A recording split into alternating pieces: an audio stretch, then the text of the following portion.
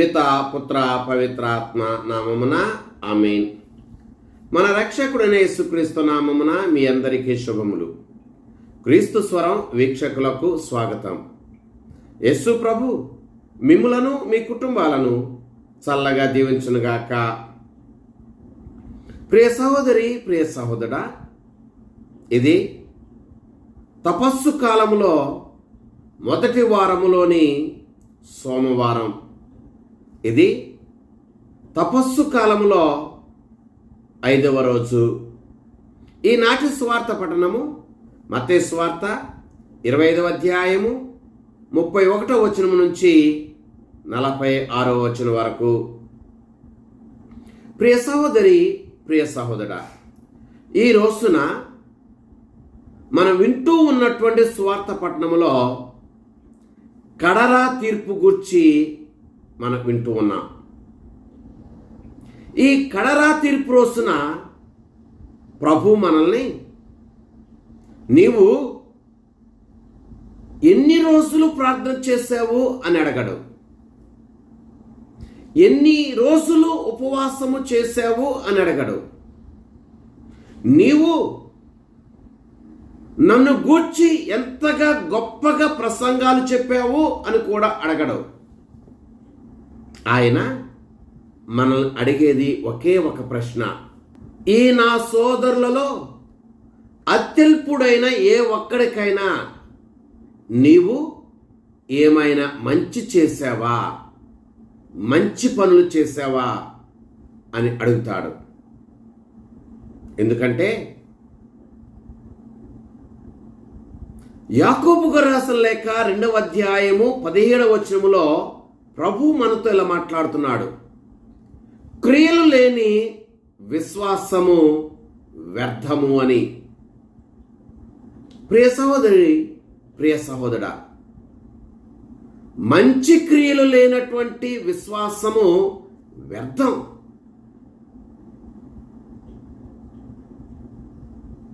క్రియలు లేనటువంటి ఆరాధన శూన్యం. ఒక పేదవాడు భిక్షకుడు దేవాలయం ఎదుట భిక్షమెత్తుకుంటూ ప్రతిరోజు కూర్చుండేవాడు. ఆ దేవాలయంలోనికి చాలామంది భక్తులు వెళుతూ వస్తూ ఉండేవారు.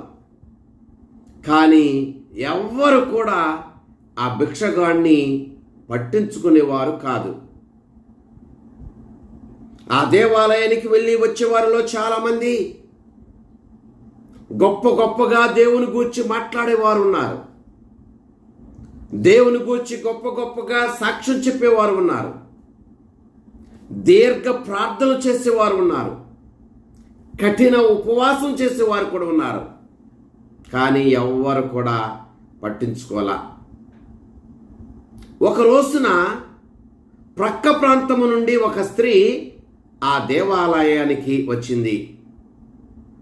దేవాలయంలోనికి వెళ్ళే ముందు ఆ దేవాలయం బయట భిక్షమెత్తుకుంటున్నటువంటి ఆ భిక్షగాడిని, ఆ పేదవాడిని ఆ స్త్రీ చూచి ఆగి తాను ఆకలితో ఉన్నాడని గమనించి, దప్పికతో ఉన్నాడని చెప్పేసి గమనించి తనతో పాటు తెచ్చుకున్నటువంటి ఆ భోజనాన్ని ఆ భిక్షగానితో పంచుకుంది. ఆ భిక్షగాని యొక్క దాహాన్ని తీరుస్తూ తనతో పాటు తెచ్చుకున్నటువంటి నీరు కూడా ఇచ్చింది. తర్వాత దేవాలయానికి వెళ్ళింది, ప్రార్థన చేసుకుంది, మరలా తిరిగి ఇంటికి వెళ్ళింది. ఇంటికి వెళ్ళినటువంటి ఆ స్త్రీ తన కుటుంబ సభ్యులతో ఇలా చెప్పింది, నేను ఈరోజు యేసు ప్రభుని కలుసుకున్నా. నేను ఈరోజు యేసు ప్రభుని చూశా. దేవాలయం బయట కలుసుకున్నా, దేవాలయం బయట చూశా. యేసు ప్రభుతో నా భోజనం నేను పంచుకున్నా, యేసు ప్రభుతో నా నీరు నేను పంచుకున్నా అని చెప్పింది. మత్తయి సువార్త 25వ అధ్యాయము 40వ వచనంలో ప్రభు ఇలా అంటున్నాడు, ఈ అత్యల్పులో ఏ ఒక్కనికైనా మీరు ఇవి చేసినప్పుడు అవి నాకు చేసినట్లే అని. 45వ వచనంలో ఈ అత్యల్పులో ఏ ఒక్కరికైనా ఇవి మీరు చేయనప్పుడు అవి నాకు చేయనట్లే అని. ప్రియ సహోదరి, ప్రియ సహోదరుడా, ఈ కడరా తీర్పులో కుడి ప్రక్కన్నటువంటి వారిని పరలోకానికి పంపిస్తున్నాడు, ఎడమ ప్రక్కన్నటువంటి వారిని నిత్య నరకాగ్నిలోనికి పంపిస్తున్నాడు. ఎందుకని కుడి ప్రక్కన్నటువంటి వారిని పరలోకానికి, ఎడమ ప్రక్కన్నటువంటి వారిని నరకానికి వెళ్ళమని అంటే మతమా కారణం? కాదే. ప్రాంతమా కారణం? కాదే. భాషా కారణం? కాదే. మరి ఏమిటి ఈ తేడా అని మనం ప్రశ్నిస్తే ఈ తేడా ఒకటే. కుడి ప్రక్కన్న వారు అత్యల్పులలో యేసుక్రీస్తు ప్రభును చూచారు.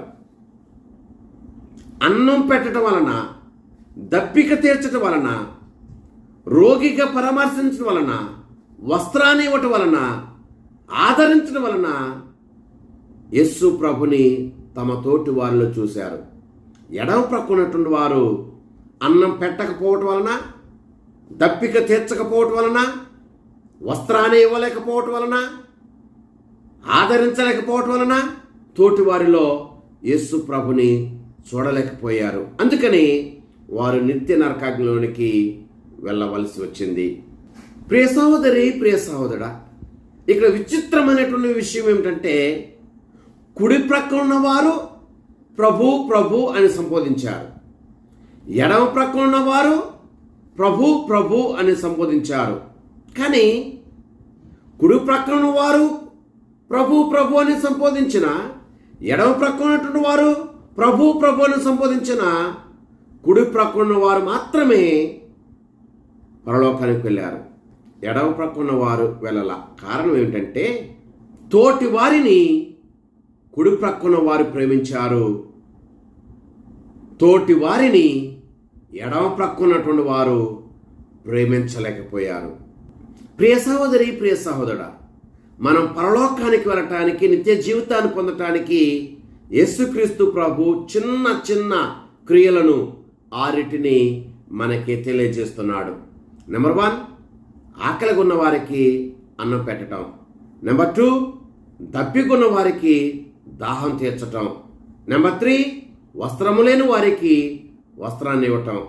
నెంబర్ 4, రోగులను మనం పరామర్శించటం. నెంబర్ 5, చెరసాల్లో ఉన్న వారిని మనం దర్శించటం. నెంబర్ 6, పరదేశులను మనం ఆదరించటం. ప్రియ సహోదరి, ప్రియ సహోదరుడా, బైబిల్ గ్రంథం నుంచి 4 ఉదాహరణలను మనం ధ్యానం చేద్దాం. నెంబర్ 1,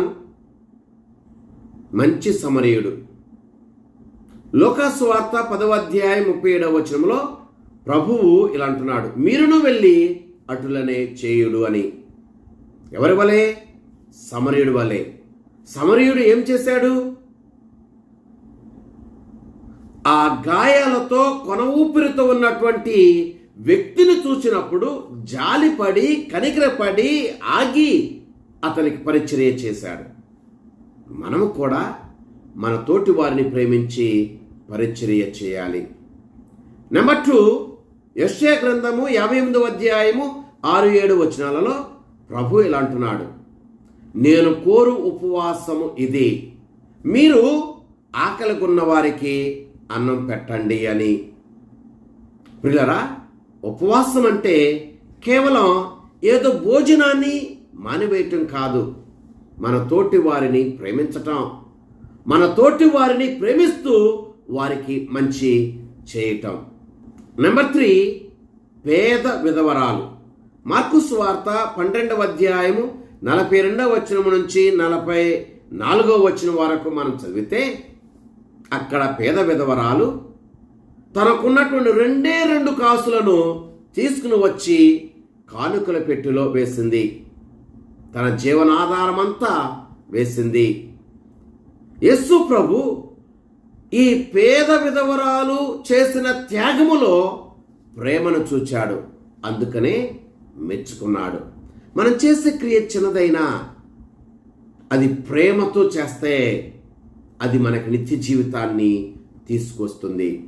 నెంబర్ 4, రాసుల మొదటి గ్రంథము 17వ అధ్యాయము 12వ వచనం నుంచి 16వ వచనం వరకు మనం చదివితే అక్కడ సరేఫాతు గ్రామంలో ఉన్న ఒక విధవరాలిని మనం చూస్తాం. ఆమెకు కొద్ది పిండి ఉంది, కొద్ది నూనె ఉంది. చివరిసారిగా ఆ కొద్ది పిండితో ఆ కొద్ది నూనెతో ఒక రొట్టెను తయారు చేసుకుని తాను తన బిడ్డ తిని చనిపోవాలనుకుంది. అదే సమయంలో ఏలియా ప్రవక్త వచ్చి, అమ్మా, నీకున్నటువంటి ఆ కొద్ది పిండితో నీకున్నటువంటి ఆ కొద్ది నూనెతో ఒక రొట్టె తయారు చేసుకొచ్చి నాకు పెట్టు, ఆకలిగా ఉంది అని అడిగితే ఆ స్త్రీ తాను తినాలనుకున్నటువంటి రొట్టెను తయారు చేసుకుని తీసుకొచ్చి ఏలియా ప్రవక్తకి పెట్టింది.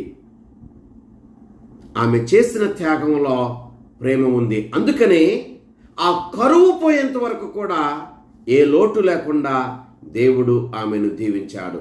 మనం చేసే త్యాగం, మనం చేసే పనులు చిన్నవే కావచ్చు, వాటిలో ప్రేమ ఉంటే దేవుడు అపారంగా మనం దీవిస్తాడు. అందుకనే యోహాను గారు రాస్తున్నటువంటి మొదటి లేఖ 3వ అధ్యాయం 18వ వచనంలో యోహాను గారు ఇలా అంటున్నాడు, మన ప్రేమ ఏదో కేవలం మాటలకు పరిమితం కాకూడదు, ఏదో కేవలం ఆలోచనలకు పరిమితం కాకూడదు, మన ప్రేమని క్రియారూపములో చూపించాలి. ప్రియ సహోదరి, ప్రియ సహోదరా, కర్రాతిరి రోజున ప్రభు మనల్ని నీవు ఎన్ని రోజులు ప్రార్థన చేశావు అని అడగాడు. ఎన్ని రోజులు నువ్వు ఉపవాసం చేశావు అని అడగాడు. అని అడిగే ప్రశ్న ఒకటే, ఆకలిగా ఉన్నప్పుడు అన్నం పెట్టావా? దప్పికొన్నప్పుడు దాహం తీర్చావా?